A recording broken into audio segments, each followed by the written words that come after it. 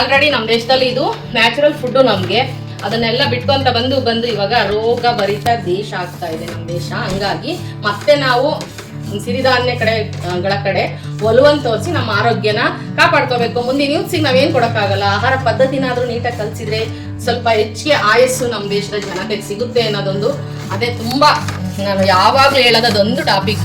ನಮ್ಮ ಮಕ್ಳಿಗೆ ಏನ್ ಕೊಡ್ಲಿಲ್ಲ ಅಂದ್ರೆ ಒಳ್ಳೆ ಆರೋಗ್ಯ ಕೊಡೋಣ ಅನ್ನೋ ಉದ್ದೇಶದಿಂದ ಸಿರಿಧಾನ್ಯನ ಆದಷ್ಟು ಬಳಸೋದನ್ನ ಅಭ್ಯಾಸ ಮಾಡ್ಕೊಳ್ರಿ ಅಂತ.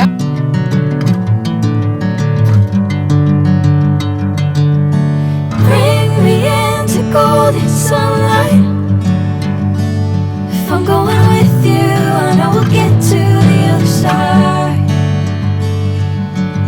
Sinking in, I know this feels right.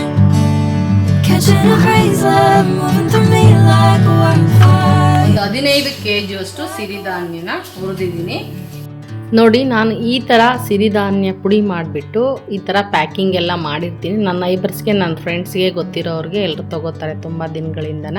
ಯಾರಾದರೂ ಬೇಕು ಅನ್ನೋರು ನಾನಿಲ್ಲಿ ನಂಬರನ್ನು ಕೊಟ್ಟಿರ್ತೀನಿ, ಕಾಂಟ್ಯಾಕ್ಟ್ ಮಾಡಿಕೊಳ್ಳಿ. ಮಾಡ್ಕೊಂಡು ಬೇಕಂದರೆ ಪೌಡರನ್ನು ಆರ್ಡ್ರ್ ಮಾಡ್ಕೋಬೋದು. ಮತ್ತು ಯಾವ ಥರ ಮಾಡಿದ್ದೀನಿ ಅಂತೇಳಿ ಮುಂದೆ ವೀಡಿಯೋದಲ್ಲಿ ತೋರಿಸ್ತಾ ಹೋಗ್ತಾ ಇದ್ದೀನಿ, ನೀವು ನೋಡ್ಕೋಬೋದು ನಾನು ಯಾವ ಥರ ಸಿರಿಧಾನ್ಯವನ್ನು ಮಾಡ್ತಾ ಇದ್ದೀನಿ ಅಂತಲೂ ಕೂಡ. ಮನೆಯಲ್ಲಿ ನೀವೇ ಪ್ರಿಪೇರ್ ಮಾಡ್ಕೊಳ್ಳೋರಾದರೂ ಕೂಡ ನೀವು ಮಾಡ್ಕೋಬೋದು. ನಾನಿಲ್ಲಿ ಯಾವ ಪ್ರೊಸೀಜರ್ ಎಲ್ಲ ಯೂಸ್ ಮಾಡಿದ್ದೀನಿ ಅಂತಲೂ ಕೂಡ ನಾನಿಲ್ಲಿ ತೋರಿಸ್ತಾ ಹೋಗಿದ್ದೀನಿ. ಬನ್ನಿ ನೋಡೋಣ.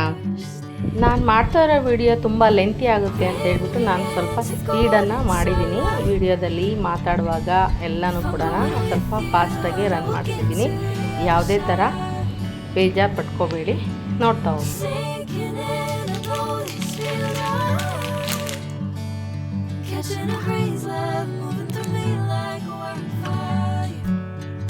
ಬರಗು ಹಾರ್ಕ ಅಕ್ಕಿ, ಇದು ಕೊರ್ಲೆ ಅಂತ ಹೇಳಿ, ಇದು ಊದಲ ಅಕ್ಕಿ, ಇದು ಸಾಮೆ, ಇದು ನವಣೆ, ಹಾಗೆಯೇ ದ್ವಿದಳ ಧಾನ್ಯಗಳು ಎಲ್ಲ ತಗೊಂಡ್ರೆ ನಾವಿಲ್ಲಿ ಹೆಸರು ಕಾಳು, ಹಾಗೆ ಹೆಸರು ಕಾಳು ಅಥವಾ ಹೆಸರು ಬೇಳೆ, ಉದ್ದಿನ ಕಾಳು, ಹಾಗೆ ರಾಗಿ, ತೊಗರಿಬೇಳೆ, ಹುರುಳಿ, ಹಾಗೆ ಸಾಬುದಾನ ಅಥವಾ ಸಬ್ಬಕ್ಕಿ, ಇಲ್ಲ ಉರಿಗಡಲೆ, ಬಟಾಣಿ, ಮೆಂತ್ಯ, ಅಲಸಂದೆ, ಚೆನ್ನಾಗಿ ಬೇಳೆ ಅಥವಾ ಕೆಂಪು ಬೇಳೆ, ಹಾಗೆ ಸೋಯಾಬೀನ್ ಕಾಳು, ಜೊತೆಗೆ ಮೆಣಸು ಹಾಗೂ ಏಲಕ್ಕಿ.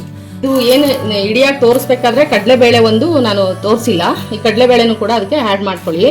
Hi everyone, welcome to Savitha ನಿಸ್ ಯೂಟ್ಯೂಬ್ ಚಾನಲ್. ನಾನು ನಿಮ್ಮ ಸವಿತಾ. ಬನ್ನಿ, ನಾನು ಇವತ್ತಿನ ದಿವಸ ಏನು ಮಿಲೆಟ್ ಮಿಕ್ಸ್ ಅಥವಾ ಮಾಲ್ಟ್ ಪೌಡರ್ ಅಂತ ಹೇಳ್ತೀವಲ್ಲ, ಅದನ್ನ ನಾನು ಸ್ಟಾರ್ಟಿಂಗ್ ವಿಡಿಯೋ ನಾನು ಯೂಟ್ಯೂಬ್ ಶುರು ಮಾಡಬೇಕಾದ್ರೆ ಮಾಡಿದೆ. ನನಗೆ ಸ್ವಲ್ಪ ಅವಾಗೆಲ್ಲ ಹೊಸದಾಗಿರುವಾಗ ಕನ್ಫ್ಯೂಸ್ ಆಗ್ತಾ ಇತ್ತು.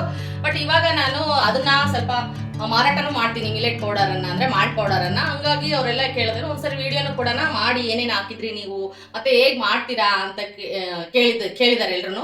ಹಂಗಾಗಿ ಈಗ ಮತ್ತೊಂದ್ ಸರ್ತಿ ನಾನು ಏನು 3 ತಿಂಗಳಿಗೆ ಒಂದ್ಸರಿ ಮಾಲ್ಟ್ ಪೌಡರ್ ಅನ್ನ ಮಾಡ್ತೀನಿ. ನಾನು ಅದನ್ನ ಜಾಸ್ತಿ ದಿವಸ ಶೇಖರಣೆ ಮಾಡಬಾರ್ದು, ಯಾವುದೇ ಸಿರಿಧಾನ್ಯವಾದ್ರೂ. ಅದು ಈಗ ಹೋದ್ರೆ ಒಂದು 3 ತಿಂಗಳಷ್ಟೊತ್ತಿಗೆ ಖಾಲಿ ಆಗಂಗೆ ಉರಿಬೇಕು. ಹಂಗಾಗಿ ನಾನು ಆ ಮಿಲೆಟ್ ಪೌಡರ್ ಅನ್ನ ಇವತ್ತು ರೆಡಿ ಮಾಡೋದಕ್ಕೆ ಎಲ್ಲಾನು ರೆಡಿ ಮಾಡ್ಕೊಂಡು ರೆಡಿ ಇಟ್ಕೊಂಡಿದ್ದೀನಿ, ಹಾಗೆ ಉರಿತಾ ಇದ್ದೀನಿ. ಬನ್ನಿ ಅದನ್ನ ಯಾವ್ಯಾವ ತರ ಉರಿತೀನಿ, ಅದೆಲ್ಲ ಏನಕ್ಕೆಲ್ಲ ಯೂಸ್ ಆಗುತ್ತೆ ಅಂತ ಹೇಳ್ತಾ ಒಂದೊಂದು ಟಿಪ್ಸ್ಗಳ ಜೊತೆಗೆ ನೋಡೋಣ. ಬನ್ನಿ, ನಾನು ಸ್ಟಾರ್ಟಿಂಗ್ ಓಪನ್ ಮಾಡೋದು ಉರಿಯೋದಕ್ಕೆ ರಾಗಿಯಿಂದ ಶುರು ಮಾಡ್ತಾ ಇದ್ದೀನಿ. ನೋಡಿ, ನಾನು ಇಲ್ಲಿ ರಾಗಿಯನ್ನೆಲ್ಲ ತೊಳೆದ್ಬಿಟ್ಟು ಪಾಲಿಶ್ ಮಾಡಿಸಿ ಆಮೇಲೆ ನಂತರ ತೊಳೆದು ನಾನು ರೆಡಿ ಇಟ್ಕೊಂಡಿರ್ತೀನಿ. ಹಂಗಾಗಿ ಇವಾಗ ಮೊದಲು ರಾಗಿ ನಾನು ಎಲ್ಲ ಏನು ಕ್ವಾಂಟಿಟಿಗಳೆಲ್ಲ ತೊಗೊಂಡಿದ್ದೀನಿ, ಒಂದೊಂದು kg ಸಿರಿಧಾನ್ಯ ಮತ್ತು ಅರ್ಧ kgಗಳು ಬೇಳೆ ಎಲ್ಲ ತೊಗೊಂಡಿದ್ದೀನಿ. ಅದಕ್ಕೆ ಒಂದು 3 kg ಅಷ್ಟು ರಾಗಿನ ಜೊತೆಗೆ ಯೂಸ್ ಮಾಡ್ಕೊಂಡು ನಾನು ಮಾಲ್ಟ್ ಪೌಡರ್ನ ಮಾಡ್ತಾ ಇದ್ದೀನಿ. ಇವಾಗ ಸ್ವಲ್ಪನೇ ಹಾಕೊಂಡು ಉರಿಯೋಣ. ಇದು 1 kg ಇದೆ, ಇನ್ನು 2 kgನೂ ಕೂಡ ಇದಕ್ಕೆ ಸೇರಿಸ್ತೀನಿ. ಚೆನ್ನಾಗಿ ಉರಿಬೇಕು. ಎಲ್ಲ ವಸ್ತುಗಳಿಂದ ಒಂದು ಘಮ ಬರುತ್ತೆ, ಆ ಘಮ ಬರೋ ತನಕ ಹುರಿದ್ರೆ ಒಳ್ಳೆ ಚೆನ್ನಾಗಿರುತ್ತೆ ಮಾಲ್ಟ್ ಪೌಡರು. ರಾಗಿ ಉರಿಯೋದು ಎಲ್ಲನ ಮುಗಿತು. ಈ ಥರ ನಾನು ಮರಕ್ಕೆ ಹಾಕ್ಬಿಟ್ಟು ಸ್ವಲ್ಪ ತಣ್ಣಗಾದ್ಮೇಲೆ ಹಾಕ್ತೀನಿ. ಯಾಕೆಂದರೆ ಬಿಸಿದಲ್ಲಿ ಬೆವರು ಥರ ಒಂಥರ ಸ್ವೆಟ್ ಥರ ಬರುತ್ತೆ. ಹಂಗಾಗಿ ಒಂದಾದ್ಮೇಲೆ ಒಂದ್ರ ಮೇಲೆ ಹಾಕೋದು ಬೇಡ. ಈ ಥರ ಎಲ್ಲ ನಾನು ಸ್ವಲ್ಪ ತಣ್ಣಗೆ ಮಾಡಿಬಿಟ್ಟು ಅಷ್ಟು ಹಾಕ್ತೀನಿ ಒಂದು ಬೇಸನ್ಗೆ. ಇವಾಗ ಒಂದೊಂದಾಗಿ ಬೇಳೆಕಾಳುಗಳನ್ನ ಹುರಿಯೋಣ. ಇವಾಗ ಫಸ್ಟ್ ನಾನೆಲ್ಲ ಇಟ್ಟಾಗ ಕಡಲೆಬೇಳೆ ಇಡೋದು ಮರ್ತಿದ್ದೆ. ಹಂಗಾಗಿ ಇವಾಗ ಫಸ್ಟ್ ಕಡಲೆಬೇಳೆನೇ ಹುರಿತಾ ಇದ್ದೀನಿ. ಅರ್ಧ kg ಕಡಲೆಬೇಳೆ ತೊಗೊಂಡಿದ್ದೀನಿ. ಇದನ್ನು ಅಷ್ಟೇ ಚೆನ್ನಾಗಿ ಹಸಿ ವಾಸನೆ ಎಲ್ಲ ಹೋಗೋ ಥರ ಹುರ್ಕೊಳ್ಳೋಣ. ನೋಡಿ, ನಾನು ಈ ಥರ ಎಷ್ಟು ರಾಗಿಗಳನ್ನ ಹುರ್ಕೊಂಡೆ. 3 kg ರಾಗಿನ ಹುರಿದಿಟ್ಕೊಂಡಿದ್ದೀನಿ. ಇವಾಗ ಇದು ಕೂಡ ಆಯಿತು, ಕಡಲೆಬೇಳೆ ಸಣ್ಣಗೆ ಮಾಡಿ ಹಾಕೋಣ. ಇವಾಗ ನಾನು ಹೆಸರುಬೇಳೆ ಹುರಿತಾ ಇದ್ದೀನಿ. ಇದನ್ನು ಕೂಡ ಘಮ ಬರೋ ತನಕ ಚೆನ್ನಾಗಿ ಹುರಿಬೇಕು. ಸ್ವಲ್ಪ ರೋಸ್ಟ್ ಆಗಲಿ, ಕಲರ್ ಫೇಲ್ ಆಗೋದು ಬೇಡ, ಸ್ವಲ್ಪ ರೋಸ್ಟ್ ಹುರಿಯೋಣ. ಬನ್ನಿ, ಹೆಸರುಬೇಳೆನೂ ಕೂಡ ಘಮ ಬರ್ತಾ ಇದೆ, ರೋಸ್ಟ್ ಆಗಿದೆ. ಇದನ್ನು ಕೂಡ ತಕೊಳ್ಳೋಣ.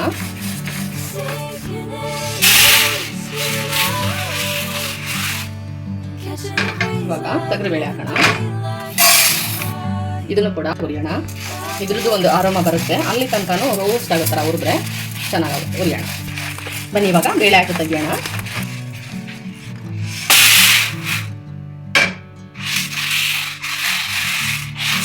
ಇವಾಗ ಉದ್ದಿನ ಬೇಳೆ ಅಥವಾ ಉದ್ದಿನ ಕಾಳು ಇದನ್ನು ಕೂಡ ರೋಸ್ಟ್ ಆಗಿ ಹುರಿಯೋಣ. ಫ್ಲೇವರ್ ಅಂದರೆ ಆರಾಮ ಬರೋ ತನಕ. ನೋಡಿ, ಇದೊಂದು ಆರಾಮ ಬಿಟ್ಕೊಂಡಿದೆ. ಇವಾಗ ಎಷ್ಟು ಚೆನ್ನಾಗಿ ರೋಸ್ಟ್ ಆಗಿದೆ. ಈ ಥರ ರೋಸ್ಟ್ ಮಾಡ್ತೀನಿ.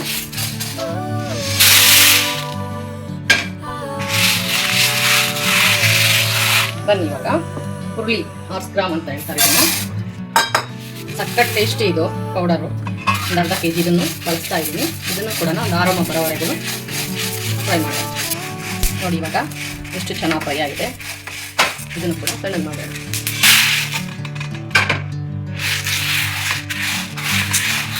ಇದರಿಂದ ಸ್ನ್ಯಾಕ್ ಮಾಡ್ತಾರಲ್ವಾ? ಚಟ್ನಿ ಎಲ್ಲ ಚೆನ್ನಾಗಿ ಕಟ್ಟುಮ್ ಕುಟುಂಬ ಅಂತ ತಿಂತಾರಲ್ಲ ಮಾಡ್ತಾರೆ ಅಲ್ಲ, ಮಿಕ್ಸ್ಚರ್ ತರ. ಬನ್ನಿ ಇವಾಗ ಸಬ್ಬಕ್ಕಿನೂ ಕೂಡ ಸಖತ್ತು ರುಚಿಯಾಗಿರುತ್ತೆ, ಹಾಗೆ ತಪ್ಪು ಕೂಡ ಆಗುತ್ತೆ ಅಂತ ಸಬ್ಬಕ್ಕಿನ ಯೂಸ್ ಮಾಡ್ತಾ ಇದ್ದೀನಿ. ಇದನ್ನು ಕೂಡ ಚೆನ್ನಾಗಿ ರೋಸ್ಟ್ ಮಾಡ್ಕೊಳ್ಳೋಣ. ಇದು ಕೂಡ ಉದ್ದಿದ್ದೀನಿ. ಸ್ವಲ್ಪ ಚೆನ್ನಾಗಿ ಸಣ್ಣ ಮಾಡಿ ಹಾಕಬೇಕು.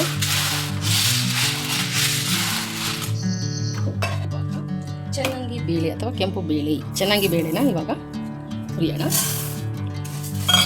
ಇದು ಅಷ್ಟೇ, ಅದರದೊಂದು ಘಮ ಬಿಡೋ ತನಕ ಹುರಿಯೋಣ.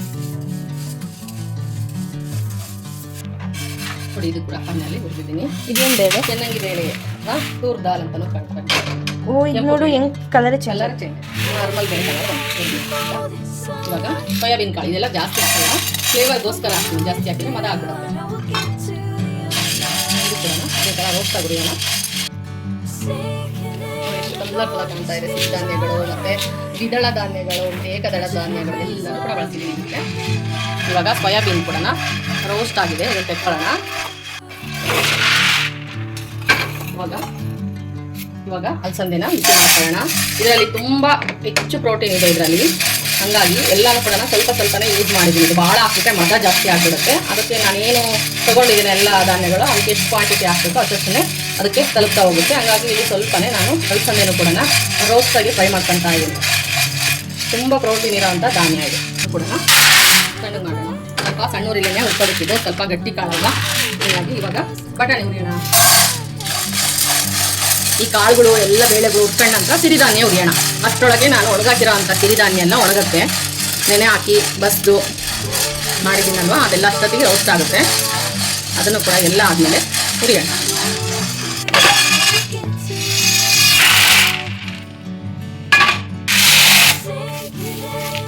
ಇವಾಗ ಮೆಂತ್ಯ ಹುರಿಯೋಣ. ಇದು ಕೂಡ ಒಂದು ಆರೋಮ ಬಿಡುತ್ತೆ, ಅಲ್ಲಿ ತನಕ ನಾವು ರೋಸ್ಟ್ ಆಗಂಗೆ ಉರಿಬೇಕು. ಮೆಂತ್ಯನು ಕೂಡ ತುಂಬ ಹೆಲ್ತಿಗೆ ಬೆನಿಫಿಟ್ಸ್ ಇದು. ಉಷ್ಣ ಆದವ್ರಿಗೆ ಉಷ್ಣ ಕರಗಿಸುತ್ತೆ. ಡಯಾಬಿಟಿಕ್ ಪೇಷಂಟ್ಸ್ಗೆ ರಕ್ತದ ಒತ್ತಡ ಅಥವಾ ರಕ್ತದ ಉತ್ಪಾದನೆಯನ್ನು ಅದಕ್ಕೂ ಕೂಡ ಸಹಾಯ ಮಾಡುತ್ತೆ. ತುಂಬ ಯೂಸ್ ಇದೆ ಈ ಮೆಂತ್ಯದ ಉಪಯೋಗಿಸೋದ್ರಿಂದ. ಹಾಗಾಗಿ ನಾನು ಒಂದು ಅರ್ಧ kg ಮೆಂತ್ಯನ ಹಾಕ್ತೀನಿ. ನಾನೇನು ಇಂಗ್ರೀಡಿಯೆಂಟ್ಸ್ ಎಲ್ಲ ತೊಗೊಂಡಿದ್ದೀನೋ ಅಷ್ಟಕ್ಕೆ. ಸ್ವಲ್ಪ ಕಹಿ ಕಹಿಯಾಗಿದ್ರೂ ತುಂಬಾ ಚೆನ್ನಾಗಿರುತ್ತೆ ಮಾಡ್ಕೊಡೋರು. ಹಂಗಾಗಿ ನಾನು ಭಾಳ ಮೆಂತ್ಯನ ಯೂಸ್ ಮಾಡ್ತೀನಿ. ಬನ್ನಿ, ಇದು ರೋಸ್ಟ್ ಆಗತ್ತಂತ ಹುರಿಯೋಣ. ಈ ಮೆಂತ್ಯ ಈ ಥರ ಹುರ್ಕೋಬೇಕು. ಅದನ್ನ ಆರೋದಕ್ಕೆ ಜೊತೆಗೆ ಸ್ವಲ್ಪ ಉರಿಗಡ್ಲೆನ ಲೈಟಾಗಿ ಬಿಸಿ ಮಾಡಿ. ಇದು ಕೂಡ ಅಷ್ಟೇ, ಉಷ್ಣದ ಜೊತೆ ಸೇರಿಸಿದ್ರೆ ಉಷ್ಣ, ಶೀತದ ಜೊತೆ ಸೇರಿಸಿದ್ರೆ ಶೀತ. ಕಡಲೆ ಕೂಡ ಹಂಗಾಗಿ ಈ ಪೌಡರು ಬಾಡಿಗೆ ತಂಪು ಕೊಡುತ್ತೆ, ಹಾಗೆ ನಮಗೆ ಗಾರ್ಡ್ ಮಾಡುತ್ತೆ. ಹಂಗಾಗೋಸ್ಕರ ನಾನು ಉರಿಗಡ್ಲೆನ ಹಾಕ್ತಾ ಇದ್ದೀನಿ. ಇಲ್ಲಿ ಒಂದು ಎಷ್ಟೊಂದು 1/4 kg ಇದು ಸ್ವಲ್ಪ ಜಾಸ್ತಿ ಇರ್ಬೋದು ಅಷ್ಟೇ. ಬೇಕಂದ್ರೆ ಒಂದು ಅರ್ಧ kg ಕೂಡ ಸೇರಿಸ್ಕೋಬೋದು.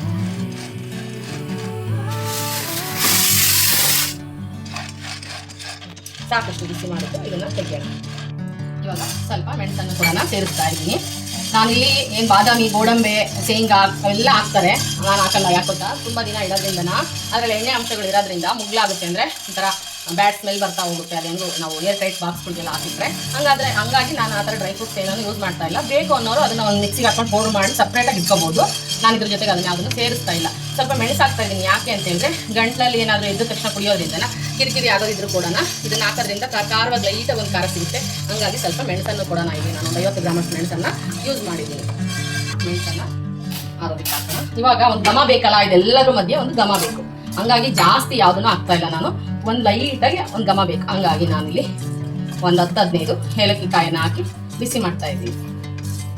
ಇವಾಗ ಇದು ಎಲ್ಲ ತರ ದ್ವಿದಳ ಧಾನ್ಯಗಳು ಮತ್ತೆ ಇವೇನು ಮಸಾಲೆ ಕಾಳುಗಳು ಇವನ್ನೆಲ್ಲಾನು ಕೂಡ ಬಿಸಿ ಮಾಡ್ಕೊಂಡಾಯ್ತು. ಇದು ಮಸಾಲೆ ಅಂತ ಹೇಳೋದಕ್ಕೆ ಮೆಂತ್ಯ ಇದು ಎಲ್ಲಾನು ಸೇರಿಸಿದ್ದೀನಿ. ಇವಾಗ ನಾನು ಎಲ್ಲ ಸಿರಿಧಾನ್ಯಗಳು ಏನು 6 ತರ ತಗೊಂಡಿದ್ದೀನ ಅದನ್ನ ಇವಾಗ ಫ್ರೈ ಆಗಿದೆ ಅದನ್ನ ಹುರಿಯೋಣ. ಇದಾದ ನೆಕ್ಸ್ಟ್ ಅದನ್ನೇ ಶುರು ಮಾಡ್ತೀನಿ. ಇವಾಗ ಬನ್ನಿ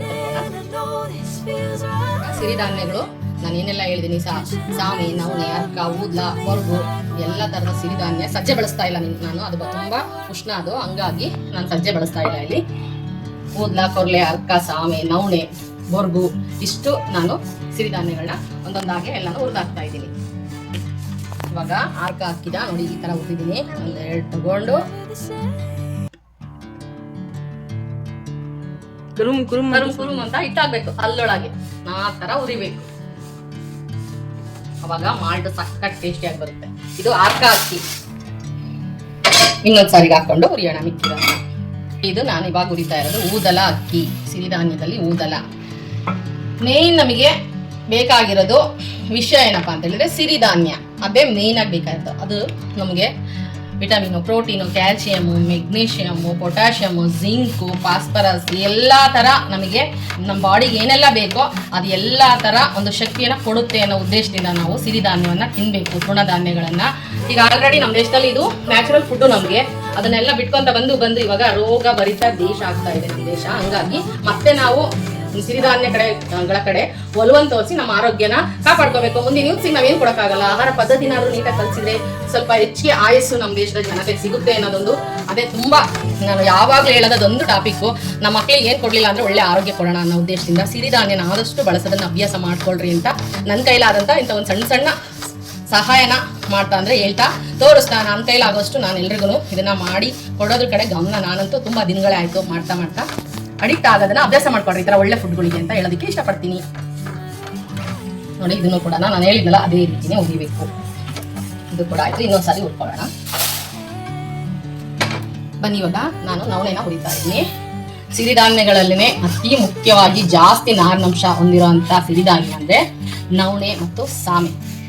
ಇದರಲ್ಲಿ ಎಲ್ಲಾ ಸಿರಿಧಾನ್ಯಗಳಿಗಿಂತ ಹೆಚ್ಚಿನ ನಾರಿನಾಂಶ ಇದೆ. ತುಂಬಾ ಯೂಸ್. ನಾವು ಬೇರೆ ಎಲ್ಲ ಸಿರಿಧಾನ್ಯ ತಿನ್ನೋದಕ್ಕಿಂತ ಇವೆರಡೇ ಸಿರಿಧಾನ್ಯ ತಿಂದ್ರೂ ಕೂಡ ನಾವು ರೆಗ್ಯುಲರ್ ಯೂಸ್ ಮಾಡಿದ್ರೆ ಸಖತ್ ನಮಗೆ ಬೆನಿಫಿಟ್ಸ್ ಸಿಗುತ್ತೆ. ಇದನ್ನು ಕೂಡ ಈಗ ಯಾವ ತರ ಎಲ್ಲ ತೋರಿಸಿದ್ನೋ ಅದೇ ತರ ಉರಿಯೋಣ. ನೋಡಿ ಈ ತರ ಉರಿದಿದ್ದೀನಿ ನವಣೆನ. ಇದನ್ನ ಆರಿಸ್ಕೊಳ್ಳೋಣ.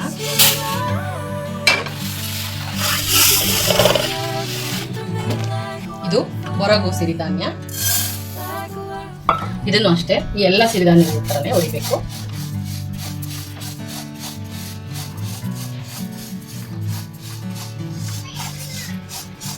ನೋಡಿ ಇದು ಸಿರಿಧಾನ್ಯಗಳೇ ಸ್ವಲ್ಪ ದಪ್ಪ ಇರೋ ಅಂತ ಕಾಳು ಅಂದ್ರೆ ಈ ಬರ್ಗು. ಇದು ಜೋಳದ ಜಾತಿಗೆ ಸೇರುತ್ತೆ, ತಟಸ್ಥ ಧಾನ್ಯ ಅಂತ ಕರೀತಾರೆ ಇದು ಸಿರಿಧಾನ್ಯಗಳಲ್ಲಿ. ಅದರಲ್ಲಿ ಇದು ಒಂದು, ಇದು ಜೋಳದ ಆಕಾರ ಲೈಟಾಗೆ ಆದ್ರ ಆಕಾರ ಇರುತ್ತೆ. ಸಿರಿಧಾನ್ಯಗಳಲ್ಲಿ ಸ್ವಲ್ಪ ದಪ್ಪನೆಯ ಒಂದು ಧಾನ್ಯ ಅಂತ ಹೇಳ್ಬೋದು ಸಿರಿಧಾನ್ಯಗಳ. ಇದನ್ನು ಕೂಡ ಸಣ್ಣ ಹಾಕ್ಬಿಡ. ಇವಾಗ ಕೊರ್ಲೆ ಅಕ್ಕಿನ ಹುರಿಯೋಣ. ಇದನ್ನು ಕೂಡ ಅದೇ ರೀತಿನೇ ಹುರಿಬೇಕು. ಇವಾಗ ಬನ್ನಿ ಚೆನ್ನಾಗಿ ಹುರಿದೆ ತಣ್ಣಗೆ ಹಾಕ್ಬಿಡೋಣ. ಮಿಕ್ಕಿರೋದನ್ನ ಹುರಿಯೋಣ. ಬನ್ನಿ ಇವಾಗ ಸಾಮೆ ಅಕ್ಕಿಯನ್ನ ಹುರಿಯೋಣ. ಇದ್ರ ವೈಶಿಷ್ಟ್ಯ ಏನು ಅಂದ್ರೆ ಏಳು ಮಾಡಿಸಿದಂತಹ ಧಾನ್ಯ. ಇದು ಹೆಣ್ಣು ಮಕ್ಕಳಿಗೆ ಮೇನ್ ತುಂಬಾ ಒಳ್ಳೆ ಆರೋಗ್ಯನ ಕೊಡುತ್ತೆ. ಇದು ನಮ್ಮ ಪರ್ಸನಲ್ ಅಂಗಾಂಗಗಳನ್ನೆಲ್ಲನೂ ಕೂಡ ಶುದ್ಧಿ ಮಾಡುವಂಥ ಗುಣ ಸಾಮೆಗಿದೆ. ಹೆಣ್ಮಕ್ಳಿಗಂತೂ PCOS PCOD ಸಮಸ್ಯೆಯಿಂದ ಬಳಲ್ತಿರೋರ್ಗಂತೂ ಏಳು ಮಾಡಿಸಿದಂತಹ ಒಂದು ಧಾನ್ಯ ಅಂತ ಹೇಳ್ಬೋದು ಈ ಸಾಮೆಯನ್ನ. ಇದರಲ್ಲಿ ಅಷ್ಟು ಒಳ್ಳೆ ಗುಣಗಳನ್ನ ಹೊಂದಿದೆ. ಇದು ಹೆಚ್ಚು ನಾರಿನಾಂಶ ಇರುವಂತ ಒಂದು ಸಿರಿಧಾನ್ಯ ಅಂತ ಕೂಡ ಸಾಮೆನ ಕರೀತಾರೆ. ಇದನ್ನು ಕೂಡ ನೀಟಾಗಿ ಹುರಿಯೋಣ ಬನ್ನಿ. ನೋಡಿ ಇವಾಗ ಇದು ಕೂಡ ಈ ತರ ಹುರಿದಿದೆ. ಇದನ್ನು ತೆಗಿಯೋಣ, ನೆಕ್ಸ್ಟ್ ಮಿಕ್ಕಿರೋ ಅಂತ ಸಾಮೆನ ಕೂಡ ಹುರಿಯೋಣ. ಲಾಸ್ಟ್ ಫೈನಲ್ ಧಾನ್ಯ ಇದು ಹುರಿತಾ ಇರೋದು. ಒಂದು 15 kg ಅಷ್ಟು ಸಿರಿಧಾನ್ಯನ ಹುರಿದಿದ್ದೀನಿ. ಇದು ನಡೀತಾನೆ ಇರುತ್ತೆ, ಭಾಳ ಆದ್ರೆ ನನಗೂ ಮಾಡೋದಕ್ಕಾಗಲ್ಲ. ಒಂದು 15ರಿಂದ 20 kg ಒಳಗೆ ಒಂದು ದಿನ ಪೂರ್ತಿ ಇದೇ ಹಿಡ್ಬಿಡುತ್ತೆ ಹುರಿಯೋದು. ಇವಾಗ ಒಂದು 15 kg ಅಷ್ಟು ಈ ಸಾರಿ ಹುರಿದಿದ್ದೀನಿ. ನೋಡಿ ಫೈನಲ್ ಆಯಿತು. ಇವಾಗ ಇದನ್ನೆಲ್ಲ ಹಿಟ್ ಮಾಡ್ಸೋಕ್ಕೆ ತಗೊಂಡೋಗಿ ಹಿಟ್ ಮಾಡಿಸ್ಕೊಂಡು ಬರಬೇಕು. ಇಲ್ಲಿಗೆ ಸಿರಿಧಾನ್ಯ ಹುರಿದಿದ್ದು ಎಲ್ಲ ಮುಗಿದು. ಈ ಥರ ಹುರ್ಕೊಂಡು ನೀವೇ ಮಾಡ್ಕೊಳ್ಳಾರಾದ್ರೆ ಈ ಥರ ಎಲ್ಲ ಹುರ್ಕೊಂಡು ಪೌಡರ್ ಕೂಡ ಮಾಡ್ಕೋಬಹುದು. ಹೇಳ್ತಾ ನಾನು ವಿಡಿಯೋನ ಮುಗಿಸ್ತಾ ಇದ್ದೀನಿ. ಯಾರಿಗೆಲ್ಲ ಇಷ್ಟ ಆಗಿದೆ ವಿಡಿಯೋ ಎಲ್ಲ ಸಬ್ಸ್ಕ್ರೈಬ್ ಮಾಡ್ಕೊಂಡು ನೋಡಿ ಅಂತ ಹೇಳಕ್ಕೆ ಇಷ್ಟಪಡ್ತೀನಿ. ನೆಕ್ಸ್ಟ್ ವಿಡಿಯೋದಲ್ಲಿ ನಾನು ನಿಮ್ಮ ಜೊತೆ ಸಿಗ್ತೀನಿ. ಬಾಯ್, ಮತ್ತೆ ಸಿಗೋಣ.